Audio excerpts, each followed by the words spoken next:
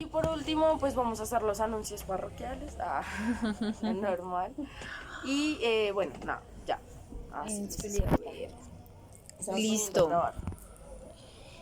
Entonces, pues nada, yo me presento. Bueno, primero que todo estamos con una participante del aula que también es amigui de nosotras, hermana, compita, Laura, que está por aquí. No, espérate, se apagó mi celular. Uy, puta, lo bien. Hablo bien. Es que esta mierda no funciona. ¿Será que acá me oyen? ¿Nos oyen? Por favor. ¿Nos oyen? No, No. mames. ¿Qué hacemos? Se nos da un poco el micrófono. ¿Podemos usar tu celular ¿Para qué? para hablar por ahí?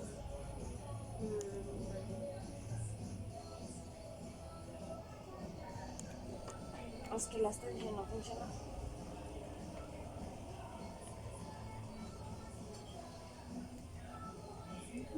Así lo tenemos. Listo.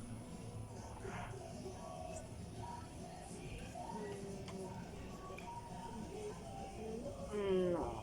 Está la cámara, pero. Ay, colgué. Ah, Qué estúpida. Bueno. Bueno, que no sé. No sé. Ahora sí, voy a apagar la cámara. Hola, qué pena todo es. Ya volvimos. Antes les queríamos contar que a propósito estamos con una compañera del aula que es hermana de nosotras y se llama Laura. Está por acá. Hola. Entonces, bueno, en vivo y en directo. Pues nada, yo me quiero presentar nuevamente. Como ya les he comentado, soy Valentín, hago parte de Lupa. ¿Halo bien? ¿Se fue el internet? Parce, que gonorrea. No, es imposible. Sí, se fue todos. ¿Halo bien? ¿Tienes? Sí. Fue puta. No, pero otra vez. Sí, ya. Solo un segundito, ya. Dale, unirse.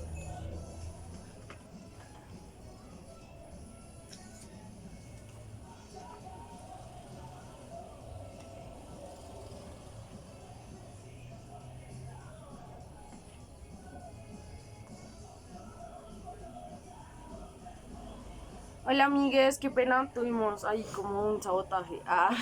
Mentiras, la red se está cayendo un poco, qué pena con ustedes. Listo, entonces otra vez te quería presentar. Nada, me presento otra vez rápidamente. Mi nombre es Valentín.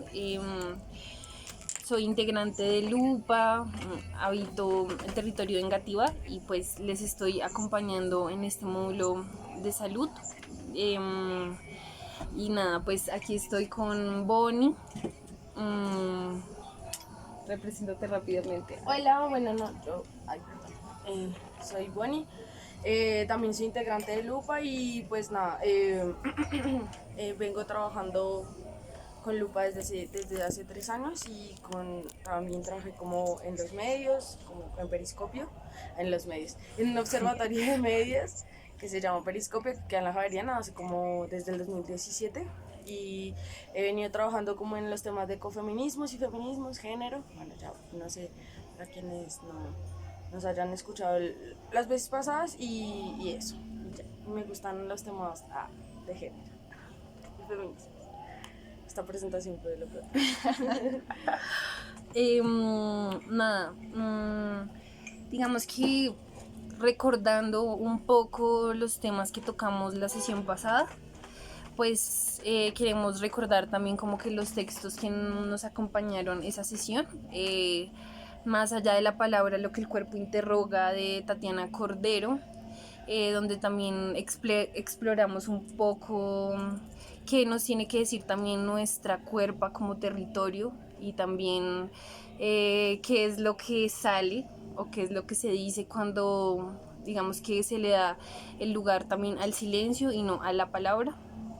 y también hicimos también un recuento de una discusión, digamos que estructural o política respecto a la salud también como, sí, como una serie de elementos que también están ciertamente capturados por ciertas, sí, como por ciertos aparatos, y que entonces también las nociones que tenemos respecto a la salud, tanto mental como física, también pasan por los filtros de lo que consideramos la medicalización, las prácticas médicas, etcétera, desprendiéndola así también como de nuestra cotidianidad, por decirlo de alguna manera. Entonces también problematizamos también como esta concepción hegemónica que existe de la salud, como algo también que se nos fue arrebatado y algo de en lo que perdimos también mucha autonomía al pasar del tiempo, pero también hablamos de cómo es importante complejizar todos estos análisis porque claramente no hay respuestas fáciles, y también sabemos que mucho del conocimiento médico que existe. Angie no escucha, no sé si pueden confirmar. El audio está saliendo del perfil de Laura Borges. Para que fijen la imagen del laboratorio y escuchen por el de Laura. Pero si escuchan, alguien más que nos pueda decir si están escuchando bien. Parece que no. No, pero casi no hay. Sí, Listo. se escucha. Bueno, Listo. Es la internet de Laura. Gracias.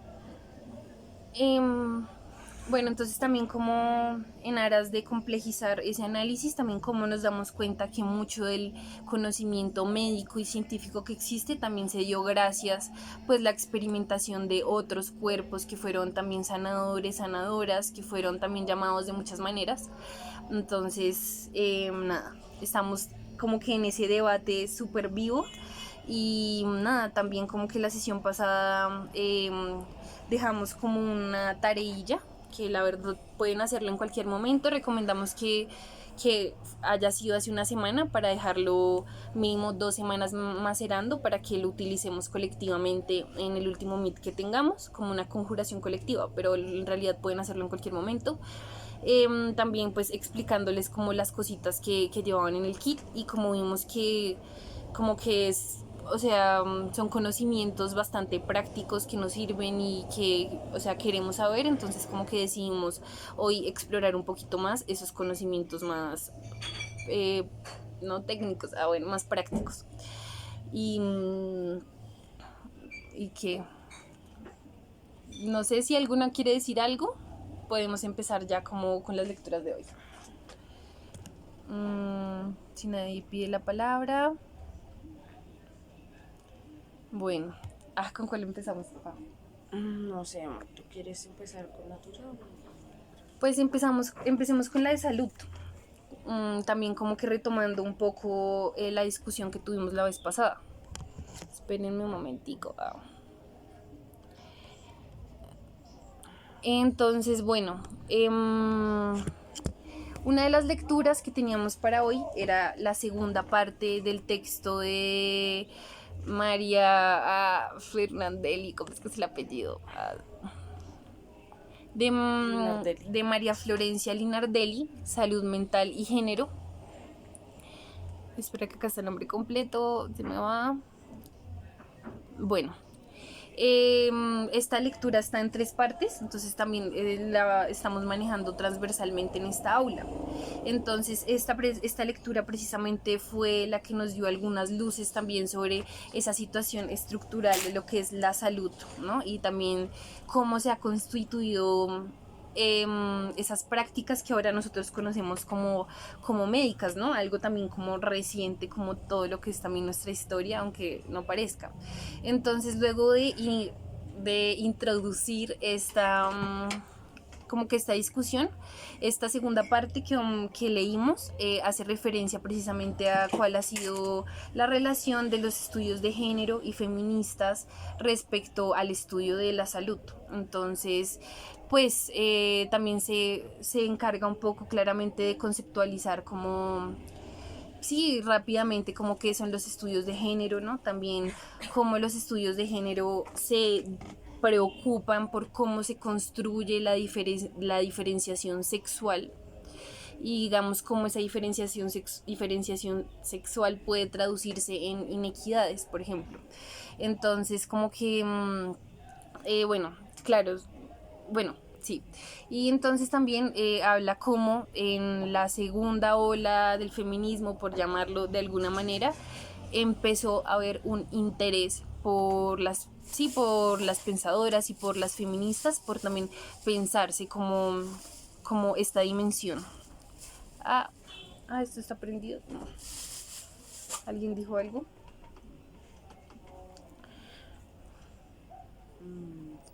Dejé de escucharlas.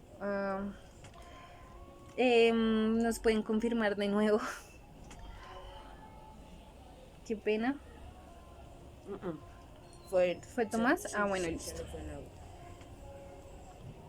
Listo. Entonces, bueno, también, bueno, como desde los feminismos empezó a pensarse la salud como algo importante. Y entonces como que nos habla de las dos tendencias como que sí hegemónicas o que mayormente se han constituido dentro de esos estudios feministas pensándose la salud, que es por un lado la invisibilización también como de los cuerpos feminizados como en las investigaciones médicas debido a la homogenización De pacientes. No. De los sujetos de prueba. De los sujetos de prueba. Entonces, como que, claro, mayormente eran sujetos masculinos. Entonces, también como que ocurría una invisibilización de ciertas también como Particularidades de las cuerpos de las mujeres, sobre todo en términos de los ciclos de reproducción y, digamos, ciclos hormonales. Exacto. Entonces, eso también como que está como que invisibilización es una cara, pero por otro lado también está la cara de la sobrerepresentación, ¿no? Y de todos los mitos y estereotipos que ha generado también la ciencia médica respecto a las particularidades de sí, los sujetos que feminizados. Sí, entonces también como digamos que una dificultad en el conocimiento también de los ciclos hormonales, ya que es algo que ocurre invisiblemente. Entonces también como que generó precisamente pues muchos mitos al respecto y también ha generado mucho desconocimiento de nuestra parte también de cómo funcionan también ciertas cuerpos, ¿no? Entonces como que esta ola del feminismo entonces como que también se encargó como de perfilar esos problemas. Entonces este texto cierra como poniendo la pullita, diciendo precisamente que esta narrativa de lo que se ha pensado desde el feminismo sobre la salud se ha dado igualmente en términos binarios, ¿no? Digamos como que ustedes pueden leer y varias veces está como, claro, entonces superpuesta como mujeres y hombres también homogenizando a sí mismo, sí, como en dos colectivos, ¿no? Entonces como que el final de esta lectura entonces deja la puya diciendo, bueno, hay otros feminismos que se dieron cuenta que esa concepción que se tuvo de las mujeres como y su invisibilización o sobre representación en las prácticas médicas hace referencia a un imaginario blanco de lo que es ser mujer, ¿no? Entonces también, claro, entonces como que la tercera parte que vamos a abordar la otra semana, entonces nos vamos a dar cuenta que el solamente hecho de acceder ya como a estas instituciones está precedido también por un privilegio, ¿no? Entonces, como que bueno, esto es más o menos en general como lo que ya lo que pues trató la lectura. Entonces pues abro la palabra para comentarios de aquí mis compas o de quienes están conectados.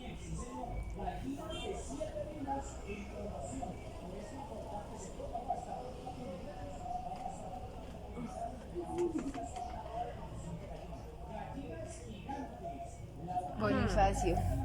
Han leído. Em, digamos que precisamente la universalización, generalmente, que también es una forma, digamos, de pensamiento moderno, ¿no? La universalización, la construcción de leyes genéricas, pues la universalización de los sujetos que hacen parte, digamos, de los experimentos de prueba, pero además de los sujetos que hacen parte, digamos, de esos escenarios de decisión o, digamos, no solo de decisión, sino, digamos, de agenciamiento de determinadas realidades, sobre todo en términos médicos. Esa realidad lo que genera ha sido una exclusión de determinados sujetos de los espacios de reconocimiento o espacios de conocimiento. Entonces, claramente las experiencias de las maricas, las experiencias de las personas en condición de discapacidad, las personas que no son normales, ¿cierto? Entre comillas, porque precisamente la normalidad está dada por toda una serie de criterios coloniales del ser, del habitar, del poder devenir. Pues precisamente eso ha generado también, digamos, toda una patologización, ¿cierto? Una exclusión de las otredades, entre ellas, pues, muchísimas cuerpas diversas, no solo las cuerpas femeninas, no solo las cuerpas en tránsito, sino precisamente, digamos, en mil cuerpas, también cuerpas que no encajan dentro de los estereotipos de la belleza, etcétera, etcétera. Pero digamos que este papel particular en la salud, que también ha pasado como en términos de estudios de psicología, por ejemplo, Carol Gilligan habla de esto, de cómo de alguna manera todos estos escenarios, además que ustedes ya saben que, digamos, también la escuela norteamericana, la escuela moderna es una escuela de los ensayos como muy clínica, ya han visto Discovery Channel con sus experimentos, ahí todos ficticios y ya digamos sugestionando a las personas, etcétera. Pero digamos que todos estos espacios experimentales, ¿cierto?, de laboratorio, han generado también precisamente que cuando las cuerpos feminizadas o las mujeres no hacen parte de estos escenarios, pues lo que hay es una construcción de un genérico, de un universal, que ha sido un cuerpo masculino, que no habita los mismos ciclos hormonales, que no tiene, digamos, las experiencias tampoco con los trabajos del cuidado en términos culturales, digamos, lo digo también en términos psicológicos, que es un poco lo que se hablaba un poco de cómo el sujeto, digamos, el sujeto, el hombre blanco, digamos, ese ideal, pues está por fuera también de muchas experiencias que tienen que ver con el trabajo del cuidado, y es un sujeto independiente, fuerte, violento, bla, egoísta, bla, bla. Hemos dado una serie de supuestos, de estereotipos, pero que generan, digamos que a la hora de entender cómo estas instituciones como la salud atraviesan diferentes periodos de nuestra vida, pues precisamente entendemos por qué hay ciertas prácticas tan violentas y que no digamos que no consideran esos cuerpos otros y esos cuerpos diversos.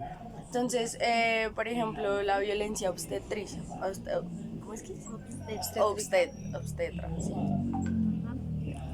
La violencia es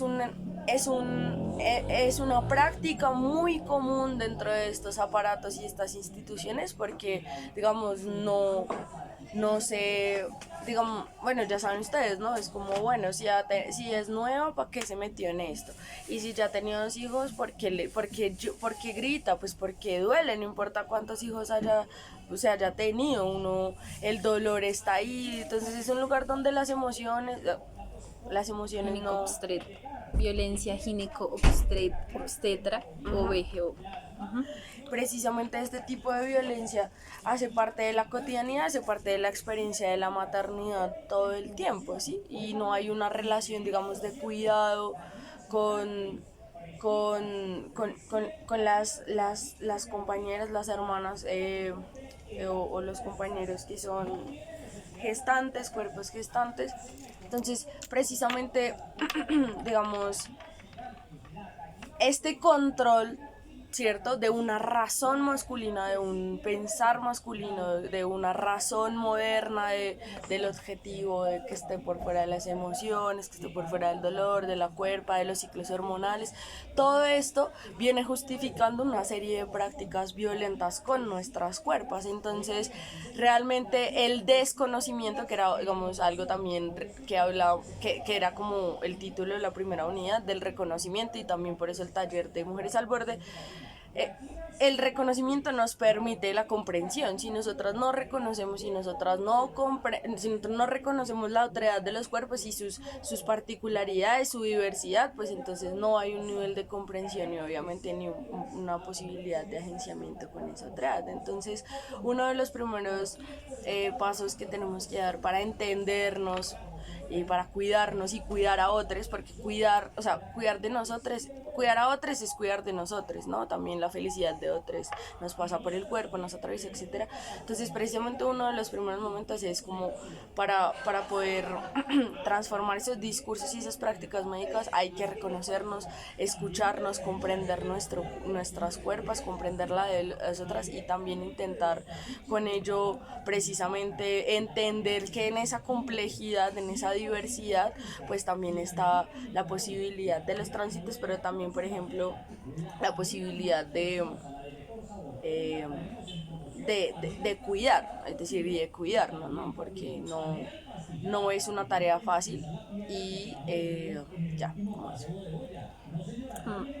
Tomás dice, pensar en todas las prácticas que recaen en las personas transmasculinas gestantes finalmente es eso que dices, prácticas de violencia correctiva para con identidades y corporalidades que salen de esa hegemonía. Sí, total, o sea, por ejemplo, el no reconocimiento de que son los padres de los hijos, ¿no? Es como, no, tú eres tal y yo te digo que eres y esto es lo que eres y no puede ser, que fue un poco lo que le pasó a Daniela Maldonado cuando tuvo su bebé, que no les permitieron registrarles eh, con sus identidades. Pero también en la forma, digamos, por ejemplo, Juni de Cali, que es un transmasculino, nos contaba como que fue al médico y el nivel de práctica médica y de técnica, no sé, pero le sacaron, digamos, le dijeron que su próstata estaba bien. De momento le hicieron, o sea, tenía toda una serie de exámenes de la próstata y él decía como, pero como putas me van a hacer un examen de la próstata cuando yo no tengo próstata, ¿no? Soy un hombre que no tiene próstata. Entonces, precisamente también hay toda una serie de, además una validez médica, la hijo de puta, ¿no? Es decir, Sí, claro. todo el tiempo es el médico el que sabe, el que no sé qué tales, cuando también muchos de ellos están ¿cómo decirlo, weón? Como comprados también por toda una serie de industrias de laboratorios, por ejemplo, hace 2 años un congreso de pediatría patrocinado por las grandes agroindustrias, por PepsiCo, por Nestlé, por Pietran. Sí, o sea, digamos también toda una serie de sujetos que supuestamente poseen toda una serie de conocimientos, pero que también están atravesados por las más lógicas capitalistas y están precisamente permeados por por todas las prebendas, ¿no? Porque los mandan a congresos en México, en Cartagena se la pasan los doctores y tales. Entonces, toda una serie de sujetos con unas capacidades de agencia sobre el cuerpo, pero también nosotras también en una posición de sujeción muy fuerte con esos discursos, ¿no? Porque más que personas son los discursos, digamos, acá no es un problema personal, es un problema político, es un problema de cómo se construye la realidad organizadamente entre nosotras, cómo se construyen instituciones, esos discursos, cómo operan los heteronormativos, los patriarcales, los racistas, y precisamente cómo la práctica médica y el discurso hoy nos tiene en un proceso de envenenamiento sistemático de las personas, sobre todo también las empobrecidas, aunque pues obviamente la gente de élite también tiene un proceso muy fuerte de envenenamiento. Pero ahora ustedes han visto que ellos así transitan a sus dietas, ¿cómo es que se llama? Cuando todo está hecho como hidropónicamente y súper bien. Como ¿Cómo es que se llama eso? capitalismo Orgánico. verde. Ah, es orgánico. Orgánico, entonces todos están súper orgánicos, ellos sí consumen cosas así súper, ahora sí, y nosotras acá comiendo la mierda, sigue envenenándonos. Con tartracina, con antimonio, con glutamato monosódico, etc. Natalia, dice que considero que también se cae en juzgar a la mujer por X o Y síntoma o enfermedad. Sí, por ejemplo, Linardelli lo menciona en algunos puntos del texto y es como para los cuerpos feminizados han creado ese estereotipo como de mayores enfermedades mentales y emocionales, ¿no?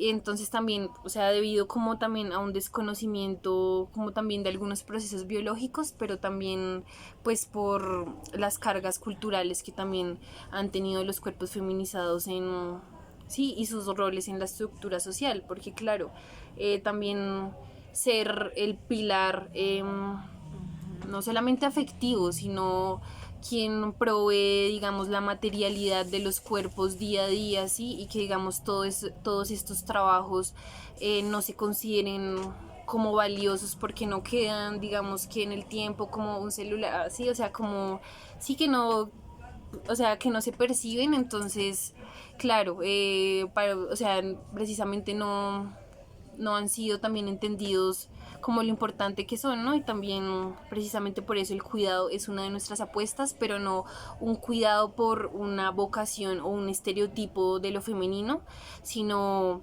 un cuidado por las cuerpas que somos todas y todes, ¿no? Por la vulnerabilidad que nos atraviesa y precisamente mantener materialmente nuestros procesos, mantener materialmente nuestras subjetividades implica un gasto de energía y un gasto emocional muy fuerte. Entonces por eso también, como dice, como dijo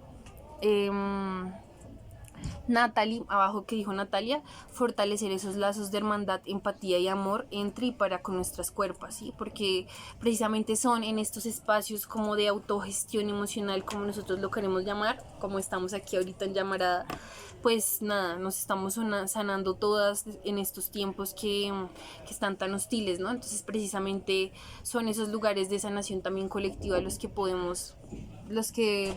deberíamos... Wash. ¿Qué pasó? Perdonen. ¡No! Ah, todo está bien, solamente es una carpa que se cayó por la terraza. Solamente eso. Angie dice, es triste.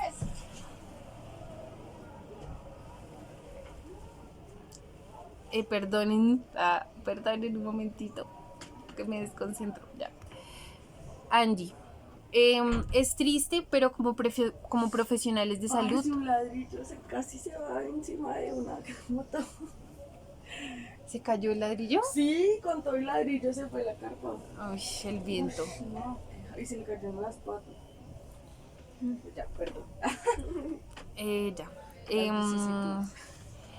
Es triste, pero como profesionales de salud haces parte de la mercantilización de la salud y el desligarse de ese sistema de mercado en la comunidad de la salud es ser rechazado y estigmatizado como profesional.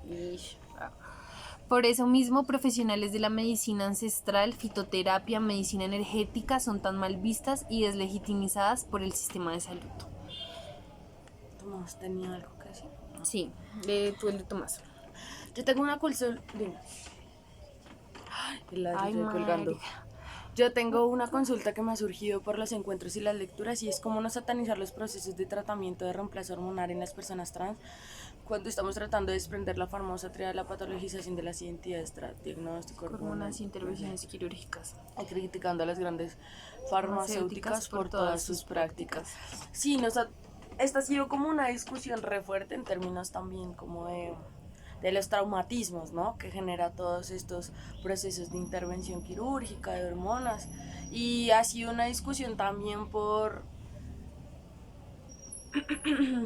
pues por el devenir otro. Es decir, creo que una de las apuestas feministas y maricas no es eh, por construir, digamos, formas de poder ser, es decir, como establecer cómo deberían ser las identidades diversas, cómo no, sino precisamente por ampliar el espectro de posibilidades. Claro, tenemos toda una serie en este momento como de prácticas médicas que son, digamos, atravesadas por las lógicas mercantiles, pero también, como le decía un poco Dylan, precisamente son también toda una serie de conocimientos que se han hecho, es decir, ¿quién era el que decía un poco que, bueno, hay como unos críticos ahí como de, pues la medicina es un saber sobre el cuerpo y también sea como otra vez, como endiosado discursivamente, pero es un saber y un conocimiento que tenemos sobre las cuerpos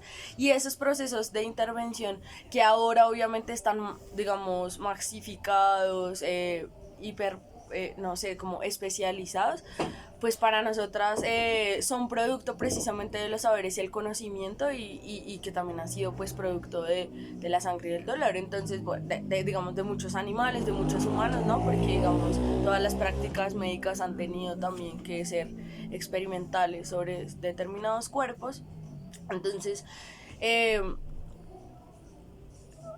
eh, consideramos que no, bueno, no sé, digamos, no es una discusión tampoco. Cada particularidad y cada devenir de las cuerpos pues también requiere ciertas particularidades. Obviamente hay sujetas que digamos como Leonor tienen una enfermedad de base, tienen una enfermedad crónica que requiere precisamente toda una serie de cuidados, ¿cierto?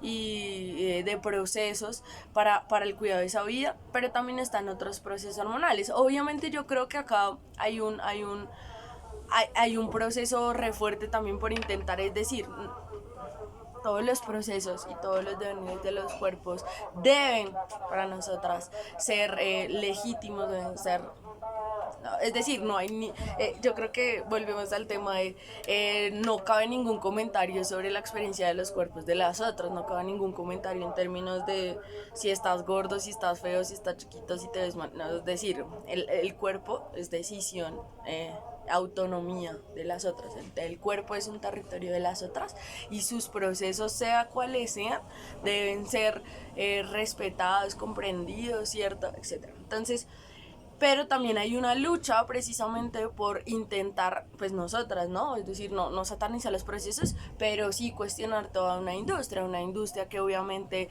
está Bayer, que Tomás lo sabe, digamos, en el marco de la pandemia hubo un desabastecimiento por testosterona y entonces también tiene que haber una lucha por, digamos, controlar esos, para nosotras, digamos, políticamente, por, digamos, controlar todos esos espacios de producción y agenciamiento de una manera autónoma, etcétera, etcétera. Entonces obviamente seguimos, o sea, es una lucha muy fuerte contra esas industrias farmacéuticas que son criminales y que juegan con nuestras vidas. Eh, pero no sé, o sea, es una pregunta re fuerte porque también no la han hecho como muchas personas y es como, bueno, ahí no hay injerencia, es decir, el devenir de las otras es una decisión de las otras, es un proceso de las otras y no cabe lugar a que es un poco también como a decir cómo pueden devenir, no, o sea, la idea es que nosotros ampliemos siempre el margen de posibilidad del ser, del habitar, no es que establezcamos fronteras de lo que debería ser femenino, masculino, de cómo se viven y se quieren los tránsitos, porque también nosotras tenemos un proceso muy fuerte de modificación con nuestras cuerpos, tenemos tatuajes, tenemos perfos, pero también toda una serie de decisiones que tienen que ver con transformar nuestras cuerpos y esos tránsitos en nuestros cuerpos pues son, creo que una decisión muy autónoma. Perdón, por ahí. No, claro, y tratar de que, o sea, como que estas decisiones que vamos tomando las tomemos también acompañadas porque son pues modificaciones, claro, o sea, bastante fuertes, ¿no? Entonces también pasar por eso soles, ¿no? O sea, como en el marco también, bueno, no sé. Hasta está hablando sobre la salud mental. Iván, yo anoto sobre las enfermedades mentales y el género del que habla el texto que el sistema de salud en Colombia y en general la cultura no incluye a la salud mental como un campo importante y crucial para el bienestar social. Por ende, muchas personas crecen y se desarrollan en ambientes donde no tienen un espacio para trabajar sus asuntos de salud mental de manera consciente. Muchas veces se autogestiona de manera intuitiva y hasta solitaria. Sé que hay el otro extremo de la psiquiatría de patologizar a niños y adolescentes con respecto a sus sentires, pero me refiero a que la salud mental no es un asunto de salud pública reconocido en nuestra legislación ni en nuestra cultura. Y también pues, o sea, qué nos constituye y qué nos parió, ¿no? También más de 60 años de conflicto armado, porque eso fue el conflicto armado de las drogas, pero también la violencia en estos territorios pues es de vieja data y en serio hay heridas emocionales colectivas abiertas de las que todavía no tenemos la posibilidad de hablar porque nos matan, ¿sí? Entonces también en otros territorios, en otros estados ocupados que han vivido también conflictos tan intensos, también se ha dado, digamos, se han dado como políticas públicas de reparación y de memoria, y digamos que acá ha sido muy difícil y ahorita sí podemos hablar más de memoria, de reconciliación, pero esto es algo que estamos apenas construyendo. Y también, digamos, siento que, o sea, como que también camellar en esta aula como que nos abrió la perspectiva de que hay parches de autogestión de salud emocional y física que se están conociendo, se están organizando, y como que de momento esto está cogiendo cada vez más pues más impacto, ¿no? Porque igual obviamente es la salud desde lo que somos nosotros, desde lo que nos sirve, y no desde una mirada patologizante que solamente nos medicaliza y ya. Y siempre nos está implicando, ¿no? O sea, por ejemplo, como en este parche que hemos estado confluyendo con algunos de estos parches que trabajan sobre el cuidado de la salud física y emocional de mujeres y de cuerpos feminizados, pues nos hemos dado cuenta que siempre nos está implicando, y también es como un hacer de nosotros, ¿no? Y es como cómo estamos tramitando nuestros conflictos, cómo estamos tramitando nuestras rupturas afectivas, nuestras rupturas amorosas. Entonces es una cuestión de que no solo se construye en un discurso, en un saber técnico, sino en una praxis cotidiana, en una ética. Y también siempre, hace poco estábamos hablando con una compañera, bueno, ¿sí? No hemos superado a nuestras ex compañeras, no hemos superado ciertas situaciones. Entonces, ¿de qué estamos hablando? ¿De qué estamos hablando si no estamos curando, si no estamos dejando pasar, si no?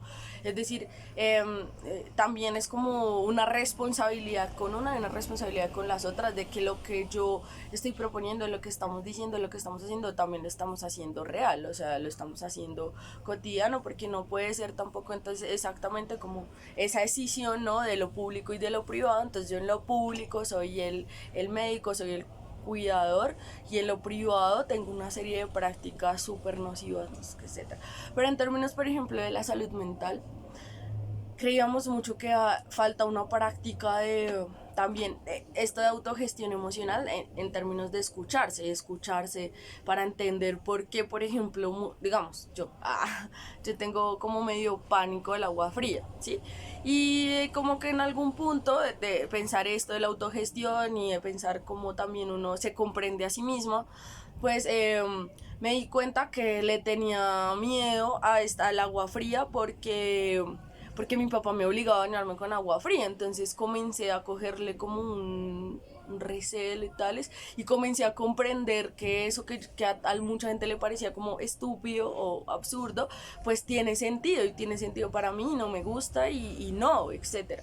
Entonces también de cómo nosotros tenemos que también hacer esos procesos de escucharnos a nosotras mismas, ¿no? Porque además hay cosas que no queremos contarle a nadie y todas sabemos que pues no somos una sola cosa, somos una persona, somos múltiples fuerzas y a veces estamos así re con ganas de quemarlo todo, a veces estamos muy calmadas, hay bonis no lo hagas porque lo hiciste, eres una estúpida. Es decir, digamos, también somos una fluctuación re hardcore de muchas cosas y escucharnos en algunos momentos nos sirve para comprendernos.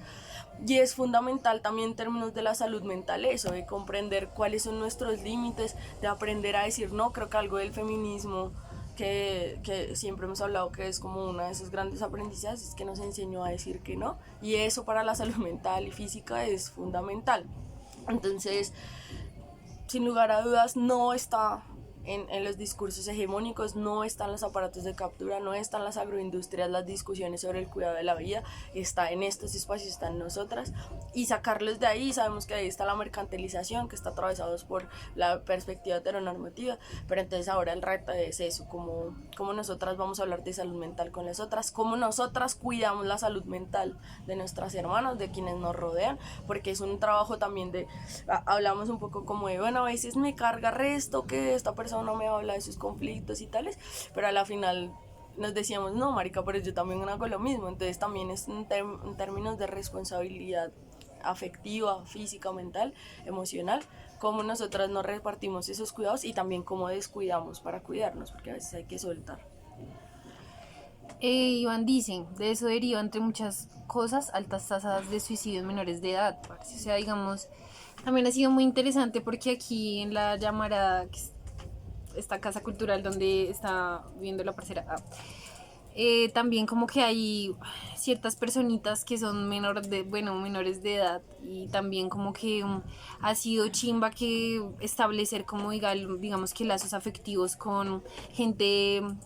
Sí, o sea, como de distintas edades, ¿no? Porque digamos también hay como estas personitas menores que nosotras, pero también hay hermanas que son mucho mayores que nosotras, entonces como que también se forma un lazo familiar, y es importante que eso, o sea, lo extendamos como a la mayor cantidad de personas que podamos, porque digamos también, por ejemplo, pasar por un tránsito en el colegio sin tener, digamos, un respaldo, parce, ni siquiera una familia en la que apoyarte, es muy pesado, y más en un momento de la vida donde pues obviamente está como muy latente esa construcción de la subjetividad, también como un montón de procesos biológicos. Entonces también estos procesos de salud emocional y de sanación colectiva y cuidado físico deben ser también proyectos que busquemos a largo plazo en otros parches, ¿no? Iván dice, bueno, Zuli dice, es verdad, ahora la salud mental de la que se habla está enfocada en el ámbito individual cuando se puede pagar, pero el ámbito colectivo está abandonado en un enfoque de salud mental. Iván dice, también que se remita a la religión y Dios como una manera de trabajar la salud mental. No digo que esté mal o que se deba satanizar la espiritualidad, solo que siento que es una manera muy olímpica de no hablar del tema por su nombre. Pues este comentario como que me hace querer como que hablar un poquito de la lectura de las brujas, que igual es la más larga. Igual pues estamos tratando de hacer la sesión más rápido, aunque igual estamos hablando mucho porque pues empezamos más tarde. Pero sí, o sea, creo que esta lectura de las brujas y la medicina en la Edad Media, que la verdad es, o sea, los autores son anónimos, pero lo edita Negación Absoluta. Saludos.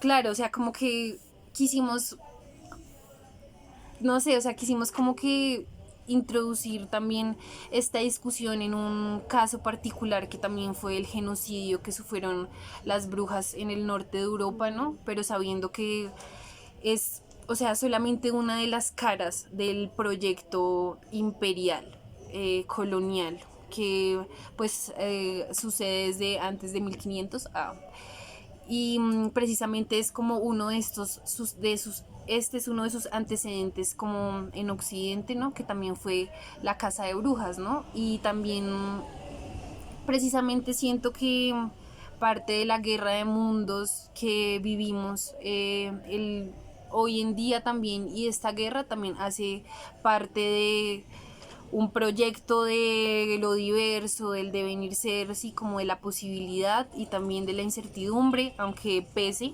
versus un proyecto unificador, hegemónico, que quiere tener todo bajo control, que quiere homogenizarnos desde una punta del planeta hasta la otra punta del planeta, volviéndonos mentes blancas, por decirlo de alguna manera. Entonces, como que nada, claro, esa lectura es muy muy linda, parece también es re hardcore también ver todas las estrategias que utilizaron en esa época para aplacar, y también parte como del discurso médico que se estaba formando en esa época, como que se me olvidó lo que iba a decir, puta. Ya, como que parte como del discurso, de los discursos protomédicos que se estaban como construyendo en esa época, también como que patologizaban de alguna manera las experiencias de estas cuerpas de las brujas, diciendo también pues que estaban locas, que sufrían como enfermedades mentales, histerias, ¿no? Y entonces como que ver que no solamente, o sea, se trató como de histerias colectivas o como de, sí, fenómenos culturales de momento de masas, sino que respondió a una estrategia política de control. Las estrategias de terror que utilizaron no eran cualquier cosa y estaban dirigidas para sembrar absoluto miedo. No hay cifras certeras sobre las cantidades de muertas que ocurrieron en esta época, pero se dice que fueron millones. Y como lo mencionaba también la lectura, hubo comunidades en que todas las cuerpos feminizadas de estos territorios fueron acabadas, ¿no? Digamos que este es solamente un relato como también del accionar de Occidente sobre los saberes otros, ¿no? Porque digamos ahorita cuando hablemos un poco de la crisis ecológica vamos a hablar también como el relato de lo que hay también un poco más a fondo sobre lo natural, ¿no? Entonces por acá dice, Iván dice que le encantó la lectura, a mí también. El manicomio de Cibaté en Colombia. Es, Mira eso. eso de la estrategia política de control me hace pensar en la estrategia del enemigo interno que aún utilizan los políticos. Uy. De hecho esa estrategia, ya. Sí Oli. es. Oli.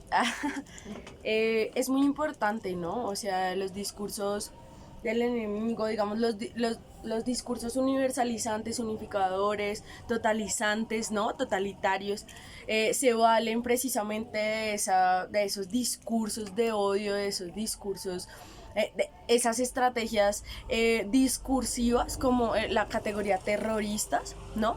Que digamos hoy viene, digamos, en un contexto como el nuestro en declive, digamos, tuvo su apogeo, digamos, en Al Qaeda, ¿cómo se llaman? Los españoles. Los ay, ¿cómo se llaman? ¿Ustedes saben cómo? ETA. ETA, sí, que fue un discurso, digamos, de esa categoría de terroristas, precisamente fue un discurso que permitió vehiculizar toda una serie de prácticas, toda una serie de políticas, toda una serie que es un poco lo de ideología de género, ¿no? Como un discurso se vuelve un dispositivo que permite construir un escenario de favorabilidades para determinada cosa, ¿no? Entonces, obviamente, con una agenda antiderechos, en contra del aborto, en contra de las identidades diversas y en contra de toda una serie de ganancias históricas y de luchas históricas de los movimientos sociales. Entonces, estos discursos, estos dispositivos se convierten estratégicamente en un contexto como el de nosotras, que es un contexto, o sea, nuestra contemporaneidad es una contemporaneidad virtual. Ahí le recomendamos un poco a Donna Haraway cuando habla de los cyborgs y cómo nosotras estamos compuestas, somos partes virtuales, ¿no? Acá estamos, también tenemos unos perfiles que nos constituyen otredades o sujetos diversos en esos escenarios. Entonces, en nuestro contexto donde el andamiaje de la comunicación es parte hoy de las estrategias, hoy se conoce en Silicon Valley, ¿no? Toda una serie, hoy dicen que lo que más Vende. lo que más genera hoy son los datos, ¿no? La información es hoy el nuevo el nuevo oro, ¿sí? El nuevo gran recurso. Y eso, entonces, eso nos permite también entender que esas, o sea, créanme que la hegemonía está ya sentada pensando así cómo jodernos, o sea, están organizados, ¿sí?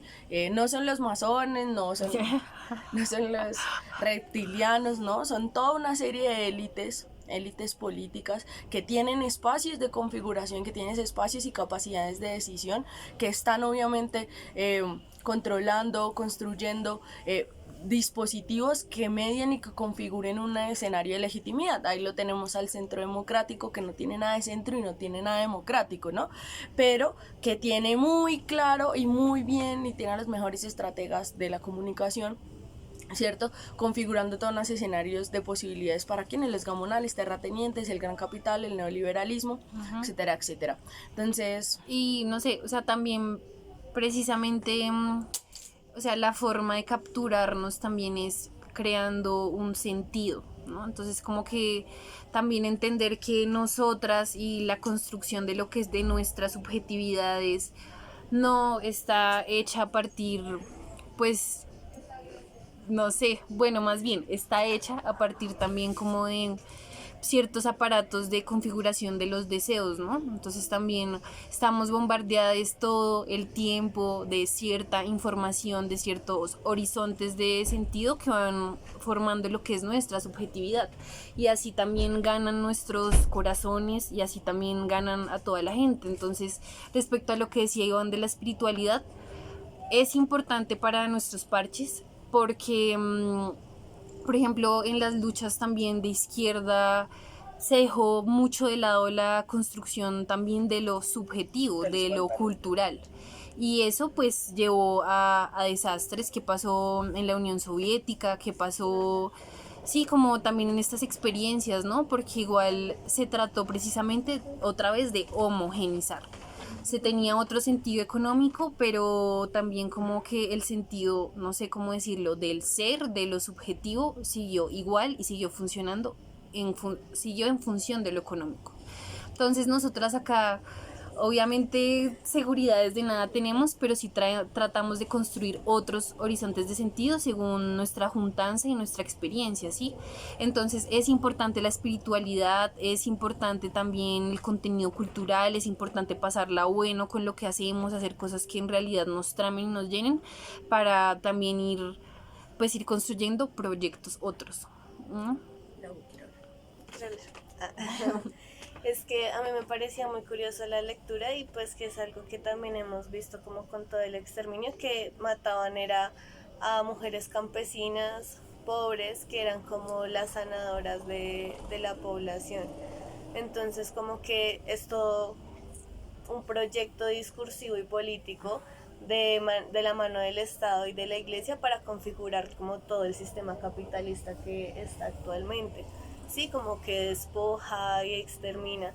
Y también me parecía muy curioso como que hacían de la misoginia un principio, como que el odio a las mujeres y a todo lo que significaba, como que la mujer era como el medio para que el demonio se comunicara. Entonces como que expresar la sexualidad, algún tipo de saber con la tierra, cualquier cosa de esas era criminalizada y pues decían que llegaban a matar 2 personas diarias, 2 mujeres las quemaban en toda Europa durante 4 siglos, o sea, pues, María Mies habla de que este es uno de los genocidios más, si quieren leer sobre ello, pues les recomendamos a María Mies y a Silvia Federici, que escribe El Calibán y la Bruja, y María Mies pues en varios textos lo tiene. Precisamente es uno de los genocidios más grandes de la historia y es un genocidio que no es azaroso, precisamente también eran mujeres libres, ¿no?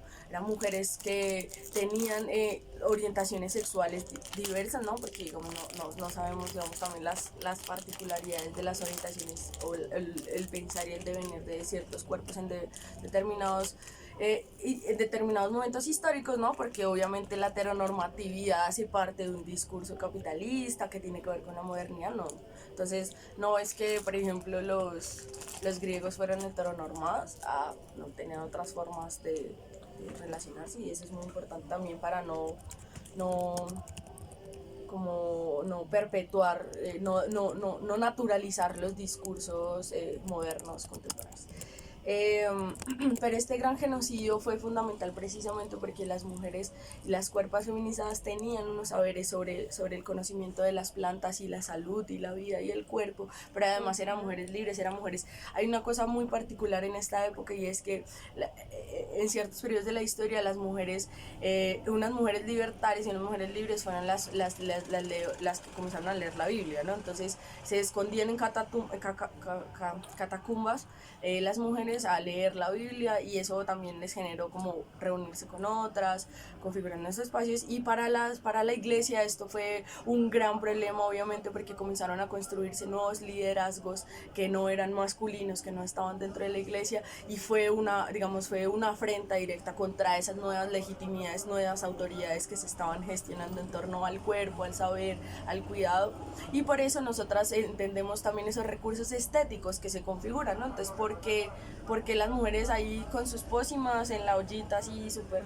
tales, porque las mujeres feas, ¿no? Lo feo y lo malo también en ese discurso del renacimiento, ¿no? En el que está floreciendo todos estos grandes íconos, Da Vinci, Miguel Ángelo, etcétera, y que todo se vuelve tan celestial, tan prístino, bueno, etcétera. Digamos, ahí vamos entendiendo que estos recursos estéticos y estos recursos discursivos no están atados de los andamiajes de control de la vida, que desprenderse de ellos hace parte de una necesidad política fundamental para el tránsito, precisamente para reconstruir los horizontes de vida en común y proyectar otros, ¿no? Porque obviamente además la espiritualidad abandonada precisamente por el discurso marxista ortodoxo que decía la ciencia, la espiritualidad, eso me parece, ¿cómo le llaman? Metafísico, eso no tiene ningún sentido, pues ¿quiénes están ahí? Pues parce, los cristianos, y los cristianos tienen un trabajo muy poderoso con la espiritualidad de la gente y nosotras tenemos que reconstituir esos trabajos,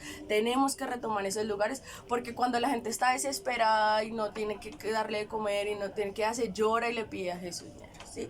Y lo que tiene que hacer es hablar con nosotros, gestionarnos la vida, tenemos es que reconstruir lazos espirituales, materiales, políticos, etcétera, pero también sin dejar de lado esos espacios que son fundamentales para la vida y es el ámbito de esa relación con el todo. O sea, nosotras no podemos seguir pensando que somos humanas y entonces no somos naturalezas, no, estamos hechos a partir de la naturaleza y eso habla un poco la discusión de Yayo sobre la interdependencia, ¿no? Esa relación codependiente.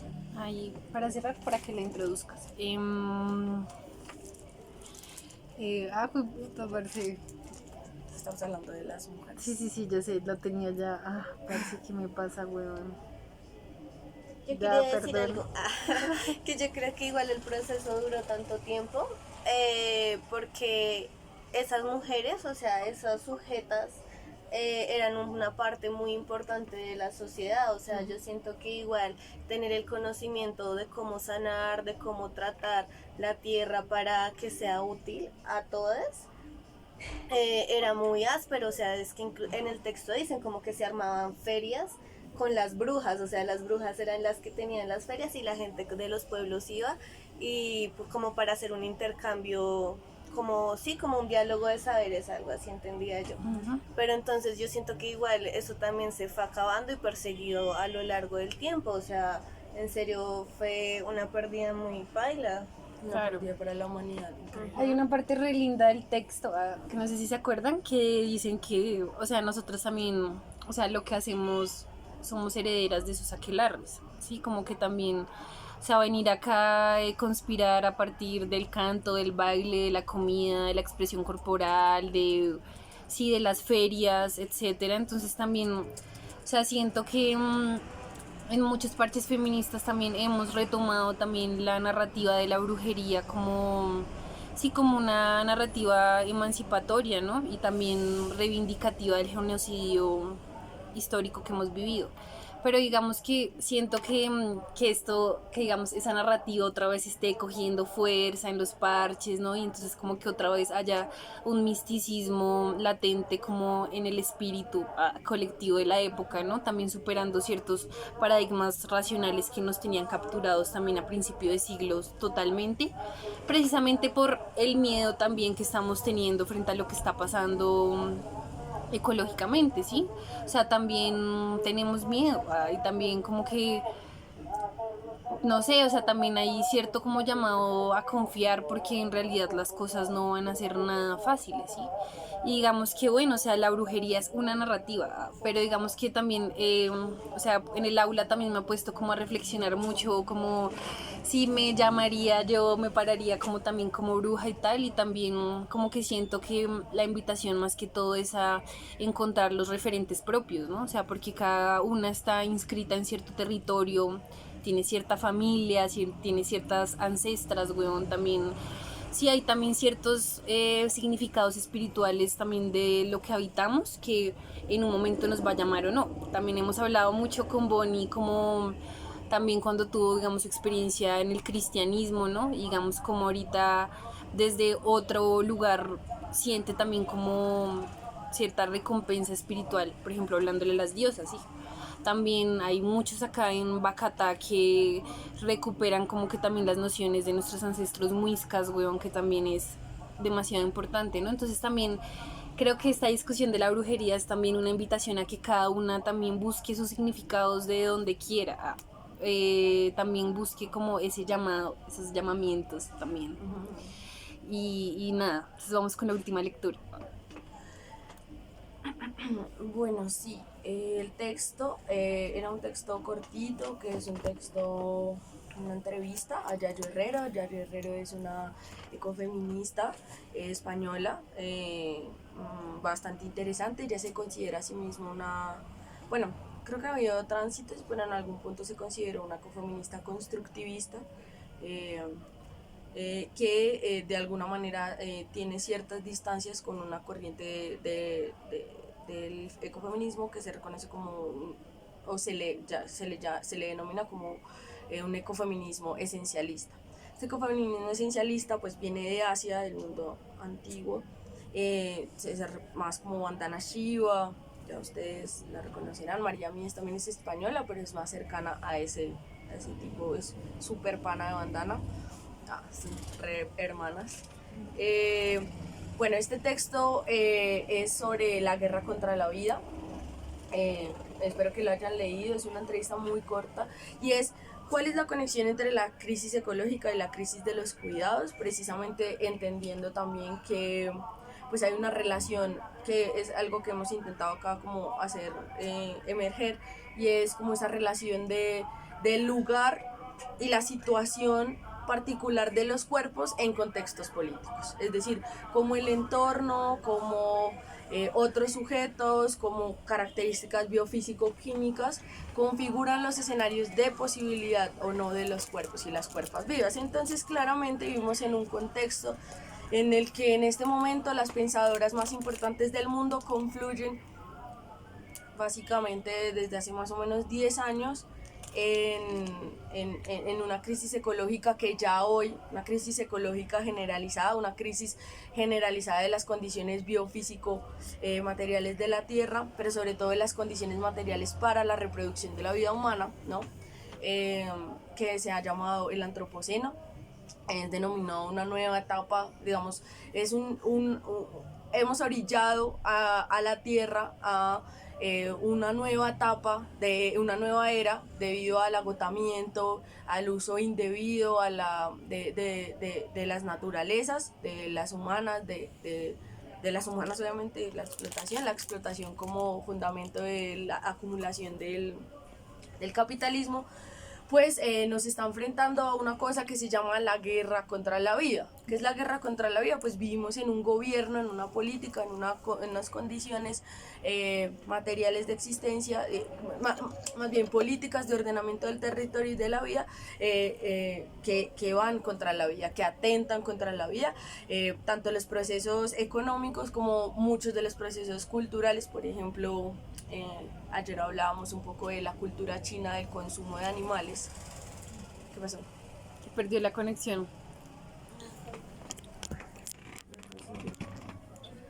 Hola, ¿nos escuchan? Pueden...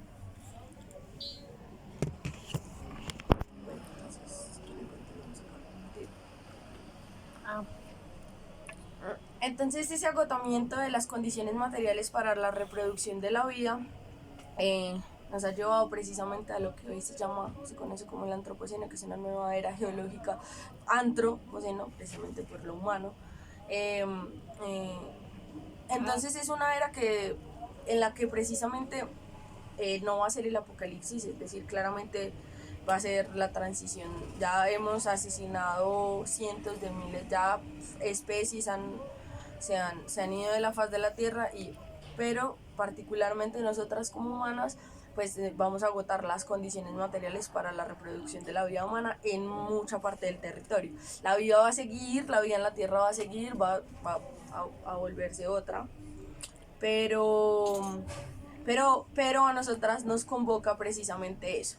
Entonces, claramente también un agotamiento de eso significa pues que, digamos, en la construcción, en la división histórica del trabajo, en la división histórica social del trabajo, en las sociedades modernas, las mujeres y los cuerpos feminizados han sido eh, orillados, han sido a través de ciertas prácticas violentas, muchas, o por ejemplo a través también, por ejemplo, de los juguetes y la relación desde nuestra infancia, como con el trabajo del cuidado, también se nos ha brillado precisamente a los trabajos del cuidado, y los trabajos del cuidado que no tienen un reconocimiento salarial dentro de la dinámica de acumulación capitalista, pero que sí hacen parte de la plusvalía, es decir, uno de los presupuestos marxistas es que la plusvalía está constituida con el trabajo. ¿Qué es la plusvalía? Es el trabajo excedentario que hacen los obreros dentro de la fábrica y que es capturado por el capitalista, es decir, que él le paga un salario que no reconoce todo el trabajo que él hace, que él potencia, o sea, todo lo que él produce también es capturado por esto que se llama la plusvalía, ¿no? El trabajo excedentario que se apropian los capitalistas. Entonces, esa plusvalía no solo está compuesta por el trabajo excedentario que hacen, digamos, los obreros, ¿cierto?, en la fábrica, sino que está constituida por el trabajo no remunerado que hacen los cuerpos feminizados, las mujeres, dentro de los espacios que llaman los espacios privados, que son como el hogar, ¿no? Entonces, estos trabajos materiales que son los de la transformación de alimentos, el cuidado físico y emocional, el cuidado del hábitat, el cuidado de la cuerpo, etc., pues también son capturados por esta plusvalía, pero como no son reconocidos salarialmente, de alguna manera no son, en algún punto de la historia, por ejemplo, desde una perspectiva marxista, no fueron reconocidos como trabajos. Estos trabajos son fundamentales para la reproducción de la vida, son la base material que sostiene la vida, es decir, sin alimentos, sin salud, sin cuidado físico, sin cuidado emocional. El trabajo que hacen las madres de cuidado emocional es muy fuerte, también por eso mismo hay una satanización, como por esas malas figuras de malas madres, de malas cuidadoras, porque como las mujeres son las que más trabajan, son las que menos comen, son las que menos cuidados perciben, entonces aquí lo que tenemos es una sobrecarga de trabajo, pero toda una sobrecarga que es fundamental para el cuidado de la vida. Entonces esos cuidados de la vida también están en crisis, ¿no? Precisamente porque las mujeres están cansadas de cuidar, estamos cansadas, etcétera, etcétera, pero digamos todos estos discursos pues no fueron ajenos, también hubo una época precisamente con las brujas que desconocemos, de organizaciones territoriales distintas, de responsabilidades diferentes del cuidado, y este agotamiento, digamos, esta crisis de los cuidados que tiene que ver más bien con los sujetos cuidadores, ¿cierto?, con los sujetos tal, pero también con quienes, es decir, bueno, entonces estos sujetos cuidadores son hipervulnerables, realmente quienes son generalmente las personas que cuidan a las personas en condición de discapacidad, las madres, ¿no? Tienen un trabajo muy fuerte. Entonces, el hecho de que haya un agotamiento sistémico de las condiciones materiales para la vida, que incluyen obviamente la alimentación digamos, los cuerpos como naturalezas, como interdependientes, como correlacionados con un ambiente biofísico. Necesitamos agua, necesitamos sol, obviamente, por eso la gente se deprime cuando está mucho tiempo encerrado, porque necesitamos solecito para ser feliz. Entonces, esa relación está poniendo, digamos, bueno, además el ritmo de acumulación de las élites, el 1%, gastándose el 90% de la vida en lujos y excentricidades de mierda.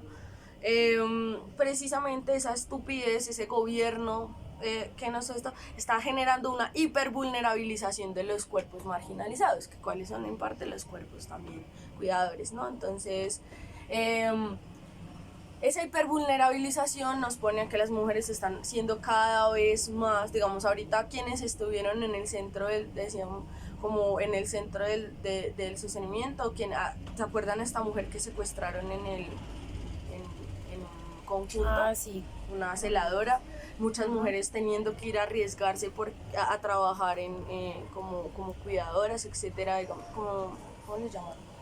Trabajadoras de casa. Entonces, ¿El qué?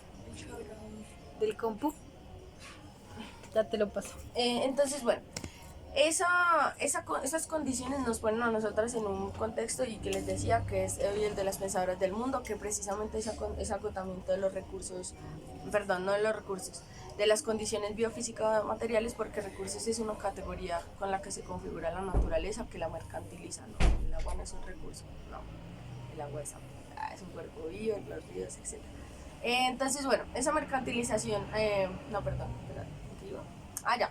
Entonces, esa confluencia de las pensadoras en ese momento es claramente vamos a transitar a un mundo nuevo, seguramente en 20 años, 30 años, 50 años, es decir, ya no vamos a tener las mismas condiciones, estamos en un momento histórico absurdo, somos la generación que seguramente no va a tener nietos, ¿no? O que no va a poder cuidar a sus nietos porque no va a haber cómo, y es algo en lo que tenemos que estar mentalizadas, y por eso nuestra guerra es contra esa política de la muerte. Nuestra guerra es por la vida, por el cuidado de la vida, pero contra esas políticas de muerte, y hoy más que nunca nos llaman a hacer algo, porque parce, o sea, se nos están acabando las fuentes hídricas, se nos está acabando el aire, digamos un aire que pueda ser respirado por humanos.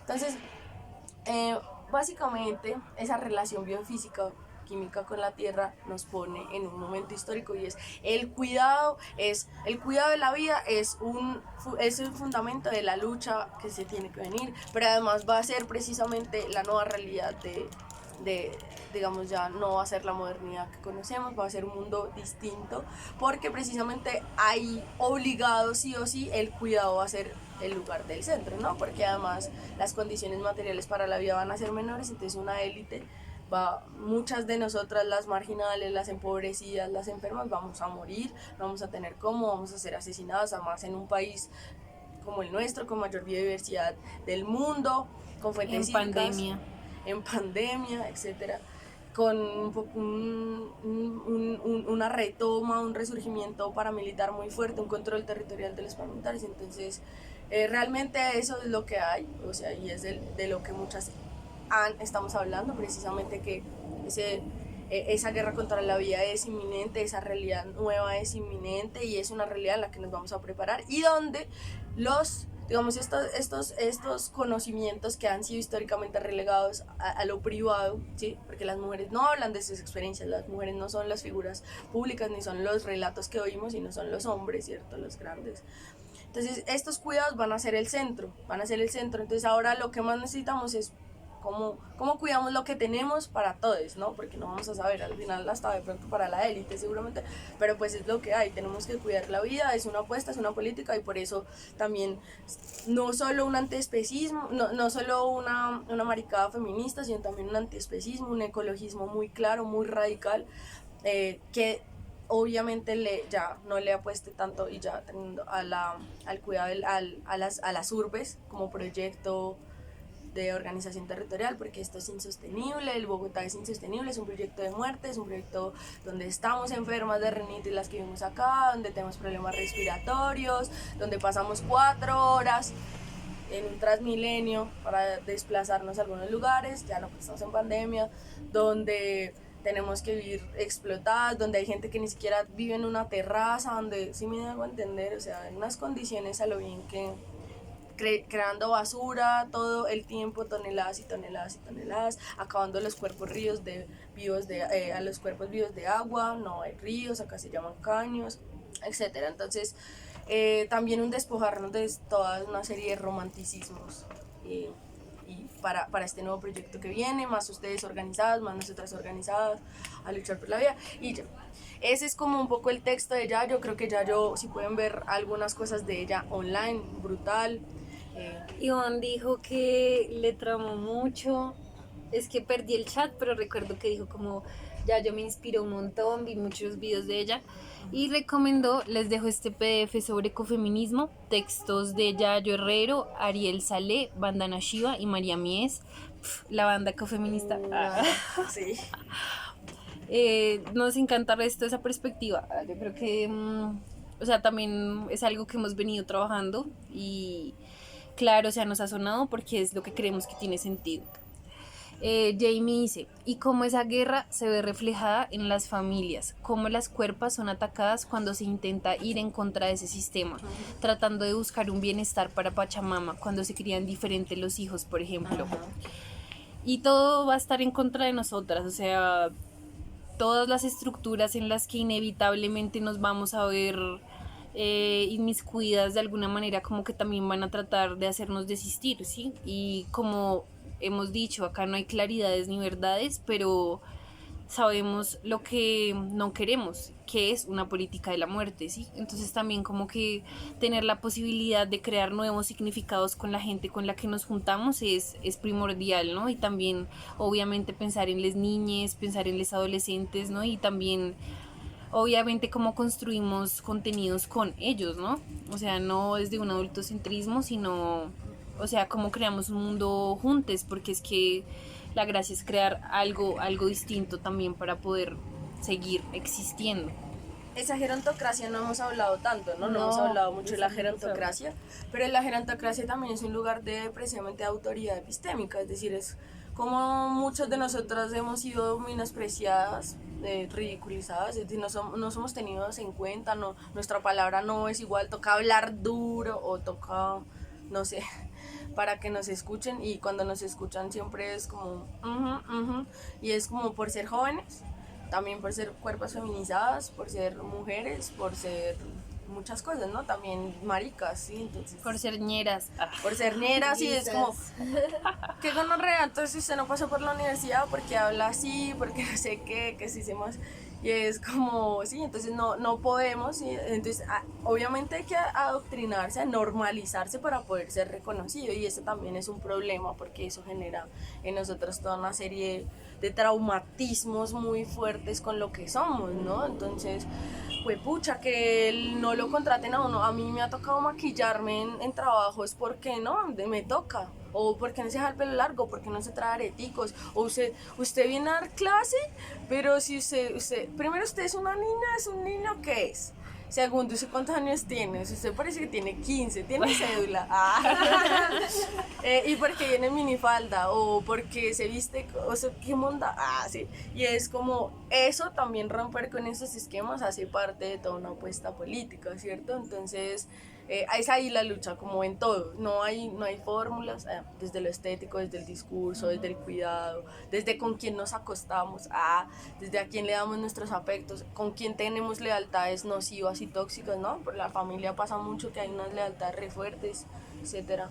Entonces, bueno, es precisamente comprender que la salud pasa por una lucha contra un sistema, porque estamos en unas condiciones, en un contexto, pero también pasa por la autogestión, por poner en práctica nuevas redes, por aprender a comer, y por el taller que viene ahora, que es muy importante para el cuidado de la vida, y es aprender cómo sanarnos, cómo conocer las plantas, pero también cómo conocer ciertos procesos de las brujas que nos enseñaron, porque estos son conocimientos heredados antiquísimos que todavía siguen vivos a pesar del genocidio. Entonces, sobre la decocción, la infusión, y ya.